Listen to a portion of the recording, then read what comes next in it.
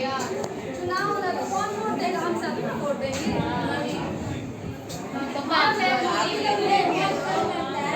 जो 18 साल का होगा हाँ बोले होता भूडोल बवंडर उठते हैं जनता जब कोपा फूल हो पृथ्वी चढ़ाती है, यानी पृथ्वी कोपा फूल एकदम गुस्से से आंखें चढ़ा रही है, यानी भावें चढ़ा रही है। कोपा फूल दुख से एकदम ग्रसित है।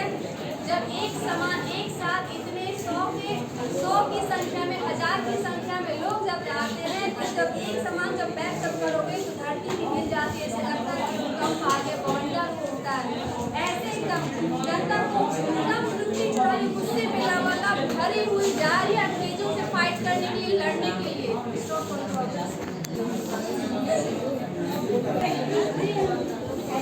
से देखकर क्या बोलना चाह रहे हैं, आगे की पैरा स्टैंजा पढ़ते हैं कि लेकिन होता भूडोल बवंडर उठते हैं जनता जब कोपा फूल हो पृथ्वी चढ़ाती है। दोहरा समय के रंग का घर घर नाद सुनो, सिंहासन खाली करो की जनता आती है। यानी कि रामधारी से दिनकर ये बताना चाह रहे हैं कि जनता वही जनता जिस पर तुमने नाना प्रकार के अत्याचार किए, अलग अलग दर्द दिए, हर दर्द सहने वाली वही जनता अब कोपा फूल हो गई है, एकदम गुस्से से एकदम भर गई है, इतना गुस्सा हो गई कि आजादी की अलग उत्साह फूल फूल के भर गई है। अब उनको कोई नहीं रोक सकता। ऐसा उत्साह उनके अंदर भरा गया है ना कि अब वो सिर्फ आगे बढ़ेगी और आगे बढ़ेगी तो आपको इस देश को छोड़ के या तो तुम यहाँ से भाग जाओ, नहीं तो इनके पैरों तले रौंदे जाओगे, तुम्हारा नामो निशान नहीं होगा। वही जनता की बात कर रहे हैं। समय अब बदल गया। एक समय था तुम्हारा, इस समय की ध्वनि को सुनो जो चेंज हो रहा है, जो बदल रहा है। जो एक वक्त तुम्हारा था अब एक वक्त जनता का आ रहा है।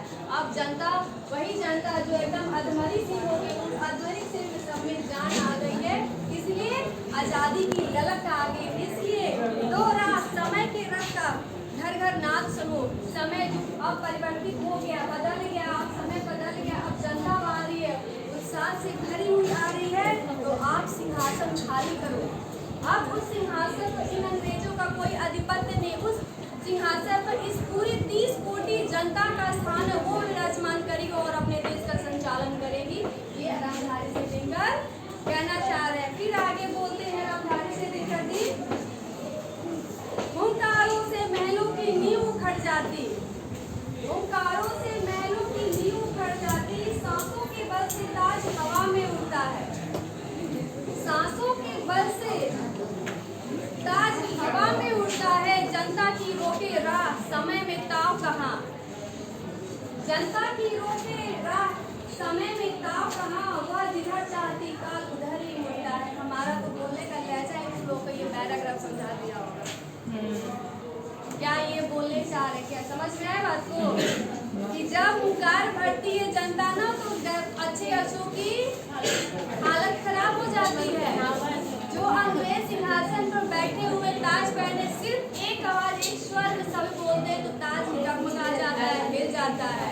तो अब वो समय नहीं रहा, अब समय हमारी भारतीय जनता का है। इसलिए अंग्रेजों अब ये सिंहासन खाली करो, जो अपना है वो अपना लेके रहेंगे, जो तुम्हारा यहाँ से चले जाओ यहाँ से, नहीं तो इस मिट्टी में तुमको मिला देंगे। ऐसा इनको दिखा रहे रामधारी। वही तो बोल रहे हुंकारों से महलों की नींव उखड़ जाती है। जब एक बार जनता एकजुट हो जाती है, हर महलों की नींव उखड़ जाती है। अब जनता हमसे प्रश्न करेगी, हम उनसे क्या जवाब देंगे? इतने साल तक तो हम उनको बेवकूफ बना दिए, अब हम उनको बेवकूफ नहीं बना सकते। सांसों के बल से ताज हवा में उड़ते, यानी जब वो सांसें लेती हैं तो उनकी अंग्रेज जो ताज है जो सर पे वो तक मिल जाता है। अब तुम कुछ नहीं कर सकते।